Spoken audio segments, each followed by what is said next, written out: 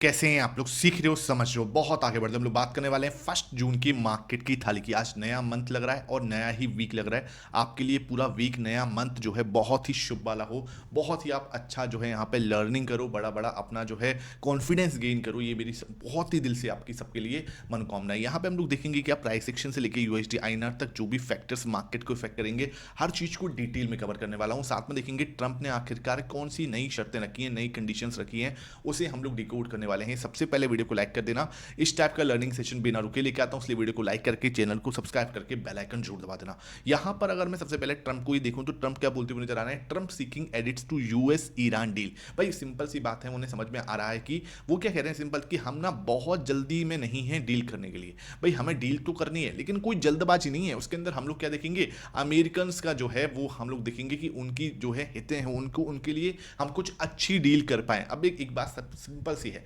भाई, US citizens जो हैं वो खुद पूछ रहे हैं कि इस वॉर से उन्हें मिला क्या है। भाई एक इन्फ्लेशन के अलावा आप बताओ ना, मतलब क्या ही मिला है? आप सोचो, खुद सोचो। एक बार आप देखें ना, यूएस के अंदर क्या है, एआई का बबल चल रहा है। दिस इज द रीजन उनके मार्केट्स भाग रहे हैं। अगर ये सब नहीं होता, एआई से वहां पे अगर बबल नहीं होता तो उनके मार्केट पर भी नेगेटिव इंपैक्ट पड़ता। हालांकि इतना नहीं, लेकिन थोड़ा बहुत जरूर पड़ता। लेकिन अभी तो क्या, चलो एआई का बबल है जिसकी वजह से क्या है, वहां पर एकदम से मार्केट जो है भागते हुए नजर आ रहे हैं। तो मार्केट्स पर कोई बड़ा इंपैक्ट नहीं दिख रहा। उसकी वजह से ये ना, मतलब ट्रंप जो है इस वॉर को कंटिन्यू कर पा रहे हैं। अब ना लोग कहीं ना कहीं थक गए इन वॉर से जो है ना।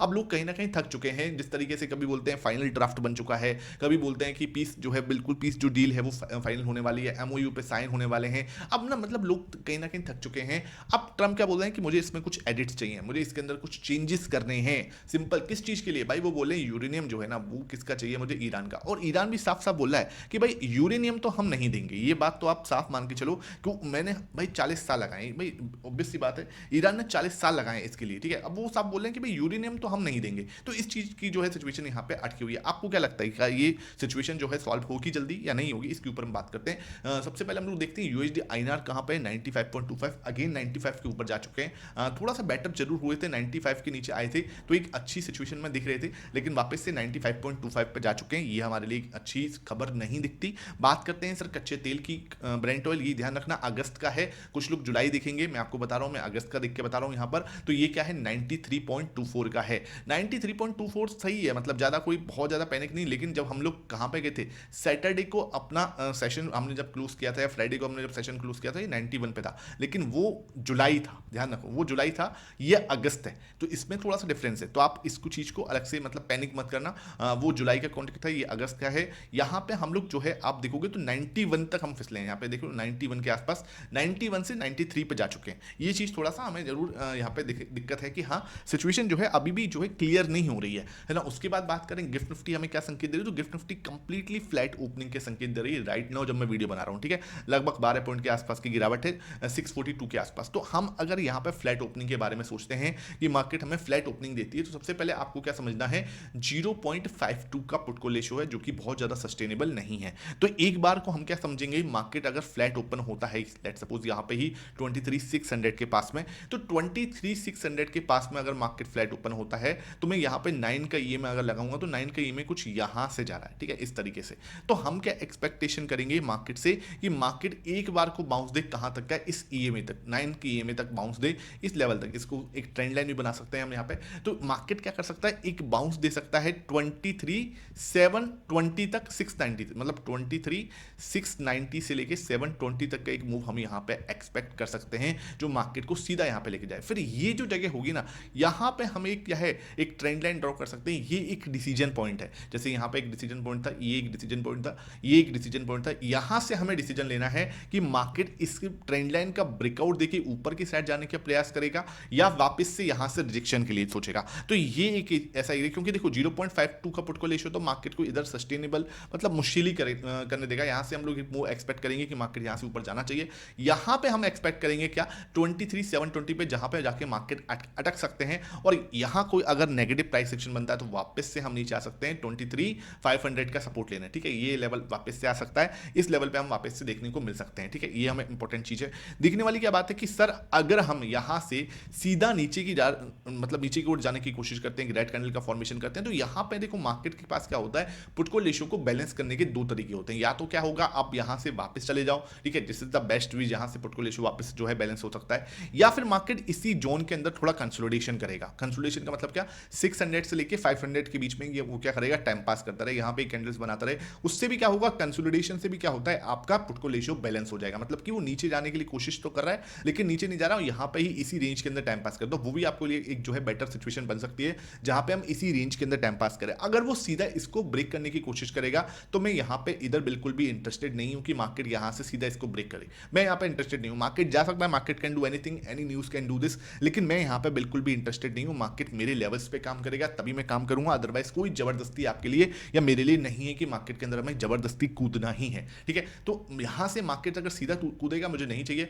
मैं यहाँ पे क्या कंसोलिडेशन करके अगर वो ऊपर के ब्रेकआउट देता है तब भी हम 720 तक के बारे में सोचेंगे, यहां तक का मूव। ठीक है, ये मेरे लिए आ सकता है, मिल सकता है। अगर वो नीचे कंसोलिडेशन करके वो नीचे के बारे में ब्रेक डाउन करता है, जैसे लेट सपोज वो नीचे से ब्रेक डाउन करता है, तब भी हम यहां पर फिर 425 तक का मूव एक्सपेक्ट कर सकते हैं इसके ब्रेक डाउन के बाद में, और एक रीटेस्टिंग के बाद में हम यहां से एक 425 तक का मूव यहां पे एक्सपेक्ट कर सकते हैं। एक चीज और समझानी है आपको, क्या learning charts with Mohit Sharma का चैनल आपने नहीं ज्वाइन किया हुआ, यहां पे आपको पीसीआर की परफेक्टली अपडेट दी जाती है, पुट को रेशियो क्या बनना है, प्राइस एक्शन क्या है, आरएसआई डाइवर्जेंस क्या कह रहा है, मूविंग एवरेज कहां पे है, फिब का रिट्रेसमेंट क्या कह रहा है, ऑप्शन चेन क्या कह रही है, हर चीज का अपडेट यहां पे आपको मिलता रहता है। साथ में क्या है, मेंबर्स ओनली सेशंस रहते हैं। ये आपके लिए वीडियो नंबर 8 था। इससे पहले अभी मैंने जो है आपको वीडियो नंबर 10 डाला है, ये देखो यहाँ पे इसका फीडबैक भी है, ये देखो आपके सामने। तो ये आप देखो पार्ट नंबर 10 जिसमें हमने पीसीआर को कंप्लीटली एक्सप्लेन किया है। तो आपने अभी तक ज्वाइन नहीं किया हुआ, लिंक आपको डिस्क्रिप्शन बॉक्स में मिल जाएगा, आप जाके ज्वाइन कर सकते हो। ध्यान रखना, हाथ जोड़ के विनती है कि कोई बाई या सेल रिकमेंडेशन यहाँ नहीं मिलती है, तो उस पर्पज से बिल्कुल भी ज्वाइन मत करना। ठीक है, बात करते हैं सर यहाँ से आगे कौन से चीजें हैं। एक चीज आपको ध्यान रखनी है सर, अगर मार्केट यहाँ पे बाउंस करके इधर आता है 23,720 तक, ये एक डिसीजन एरिया है। अगर यहाँ से वापस से नेगेटिव होता है, हम फर्दर वापस से नीचे आ सकते हैं। यहाँ पे अगर पॉजिटिव होता है तो आपको वेट करना है 2700 की एक रीटेस्टिंग का, अदरवाइज क्या होगा, मार्केट यहाँ पे आपको ट्रैप कर सकता है। We will wait for the retesting के बाद ही हम 23,900 तक का एक मूव जो है यहाँ पे एक्सपेक्ट कर सकते हैं। अगेन इसको एक एनालिसिस पर्पस से देखना, कोई इसके यहाँ पे बाई या सेल रिकमेंडेशन नहीं है। ठीक है, उसके बाद डाउ और नेस्डेक देख लेते हैं। डाउ आपका लगभग 363 पॉइंट की तेजी के साथ में 29 मई को बंद हुआ था। मतलब भाई यूएस के मार्केट तो बढ़िया दिख रहे हैं, 0.72% की तेजी यहाँ पे डाउ में हुई। अच्छी तेजी यहाँ पे दिख रही है भाई, ऑल टाइम हाई के पास में घूम रहे हैं सब।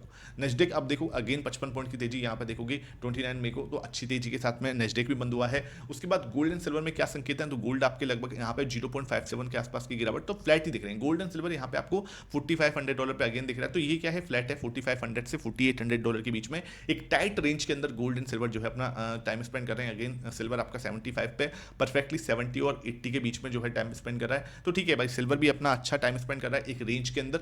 उसके बाद हम लोग देखते हैं सर यहाँ पे ग्लोबल मार्केट क्या संकेत दे रहे हैं हमें। तो ग्लोबल मार्केट से आप एक चीज देखोगे समझोगे, तो यहाँ पे क्या दिख रहा है, 0.07% की यहाँ पे तेजी दिख रही है डाउ फ्यूचर के अंदर। एसएनपी और नेस्डेक अच्छी तेजी के साथ में बंद हुए हैं, कहीं कोई दिक्कत वाली बात नहीं। यूरोपियन मार्केट की साइड अगर मैं निगाह बनाऊं तो यूरोपियन मार्केट भी आपको मतलब ओपन दिख रहा है यहाँ पे कि हाँ कुछ भी नहीं है, एक वेट एंड वॉच वाले संकेत ही दिखते हैं यहाँ पर। उसके बाद हम लोग देखते हैं एशियन मार्केट के क्या संकेत हैं। एशियन मार्केट में आप देखो गिफ्ट निफ्टी हल्का सा पॉजिटिव हो रहा है। ठीक है यार, थोड़ा पॉजिटिव हो जाता है तो ज़्यादा अच्छा है, थोड़ा सा हल्का सा गैप अप ओपन होते हैं। ध्यान रखो 23,690 से लेके 720 की रेंज है, जहाँ पे जाके हम नॉर्मलाइज हो जाएंगे। ठीक है, हमारा पुट कॉल रेशियो भी जो है बैलेंस हो जाएगा। तो ये चीज़ मतलब अगर हमें 80-90 पॉइंट का गैप अप ओपन हो गया तो अच्छा ही है, देखने वाली बात यहाँ पे।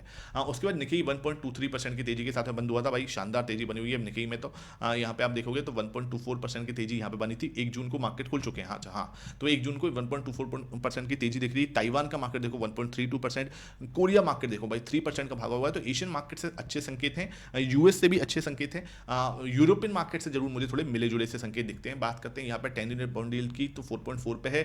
ठीक है, ये थोड़ी बेटर हो गई है, मतलब पहले जो 4.7 तक का हमने हाई मारा था वहां से सिचुएशन बहुत अंडर कंट्रोल है, 4.4 के पास में। अब बात करते हैं यहाँ पे डेटा की। डेटा देखो मैं आपको साफ बताऊं, एफआईएस ने जितना बड़ा बेचा 21,000 करोड़ का, ये कैश मार्केट की सबसे बड़ी बिकवाली है, सबसे बड़ी बिकवाली। लेकिन एक चीज जो समझ में आने वाली बात है कि यहाँ पे 21,000 करोड़ की बिकवाली के बाद लगभग 4% अपने इंडेक्स फ्यूचर लॉन्ग परसेंटेज को कम करने के बाद मार्केट सिर्फ 350 पॉइंट गिरे। तो ये एक थोड़ा सा मुझे पॉजिटिव दिखता है। डेफिनेटली मार्केट के अंदर इतनी बड़ी सेलिंग कोई अच्छी खबर नहीं है। एफएम को कोई ना कोई जो है स्टेप लेने चाहिए। मैं खुद बोलता हूं कि यहाँ पे कोई ना कोई सख्त कदम जो है उठाने चाहिए, लेकिन ये बिकवाली के बाद मार्केट का इतना गिरना मार्केट की मैच्योरिटी को दिखाता है, ये चीज समझ में आती है। ठीक है, 16,000 करोड़ का इसके सामने क्या है, डीआईएस खरीदते हुए नजर आए। तो अब एक चीज समझो कि ये लोग जो खरीद रहे हैं तो ठीक है भाई, देखो इनके ऊपर भी है कुछ, है ना, डीआईएस है, म्यूचुअल फंड है, सब कुछ ठीक है। लेकिन आपको समझो एक चीज हमें माननी पड़ेगी, ये लोग बेवकूफ नहीं है जो ये खरीद रहे हैं ना। ऐसे नहीं है, कोविड के टाइम पे इन्होंने भी बेचा था। तो एक चीज आपको मान के चलनी पड़ेगी, ये जो सेलिंग आ रही है एफआईएस की, वो एक फंडामेंटल रीजन नहीं है, एक वैल्यूएशन की वजह से नहीं आ रही कि वैल्यूएशन खराब है या सिचुएशन खराब है।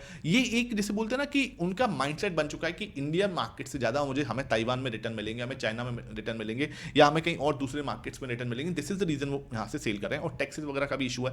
नेट नेट आप देखोगे तो भाई यहाँ पे 28,000 करोड़ के आसपास, 27,000 करोड़ के आसपास की बिकवाली है, जो कि बहुत बड़ा नंबर है। विक्स आपका अगेन 8% बढ़ के आया, जो मैंने आपको पहले ही बोला था, ये अपने लोअर एंड पे आ चुका है, 15 के नीचे अपने लोअर एंड पर है, ठीक है। निफ्टी आपका 1.5% टूटा था उस दिन फ्राइडे को, और सेंसेक्स भी 1.4% टूट के बंद हुआ था। उसके बाद बात करते हैं सर यहाँ पर जो मेन इंपॉर्टेंट डेटा, जो कि इंडेक्स फ्यूचर का डेटा है, ये देखो 4.16% टूटा, तब जाके मार्केट 350 पॉइंट जो है निकला है यहाँ पे, समझे बात को, ठीक है। ये चीज है। दूसरी चीज क्या, 14.23% यहाँ पे प्रो खरीदारी करता हुआ नजर आया, साइलेंटली इसने अपनी पोजीशन इंक्रीज कर ली, और ये चीज बहुत ही ज्यादा खतरनाक है। मतलब गिरते मार्केट के अंदर बड़ा खरीदारी की है, ये चीज जो है हमें दिखा रही है कि हर मार्केट के अंदर जो है नीचे जाने की जगह जो है वो बहुत ज्यादा नहीं दिखती। 23,425 पहला सपोर्ट है, मुझे लगता है मार्केट को यहां से ही घूमना चाहिए, और बहुत बहुत बहुत ज्यादा कुछ नेगेटिव होता है तो वहां पे मुझे लगता है 23,125 इज अ केस जहां से मार्केट एक वापस से स्विंग के लिए तैयार हो सकता है। अगेन एक एनालिसिस है, इसको एक एनालिसिस पर्पस से ही देखना भाई, इसको इससे ज्यादा मत समझना, ठीक है। उसके बाद ध्यान रखें सर, यहाँ पे एक चीज जो है प्राइस सेक्शन जो दिखता है मुझे यहाँ पे,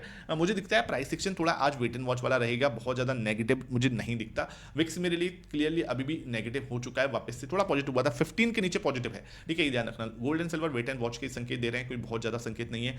एफआईएस नेगेटिव है, ऑब्वियस सी बात है। डीआईएस मेरे लिए कैसे दिखते हैं, डीआईएस पॉजिटिव है, ऑब्वियस सी बात है यार, है ना। प्रो भी अब पॉजिटिव हो चुका है, कच्चा तेल अब 90 के नीचे पॉजिटिव होगा, अभी के लिए नेगेटिव है। पुटकॉल रेशियो पॉजिटिव है, put call ratio by PCR positive है, पी रेशियो पॉजिटिव है, यूएस मार्केट पॉजिटिव है।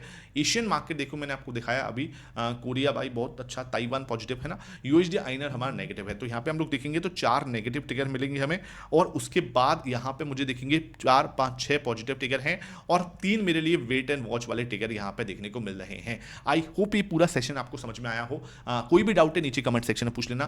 Thank you for watching this.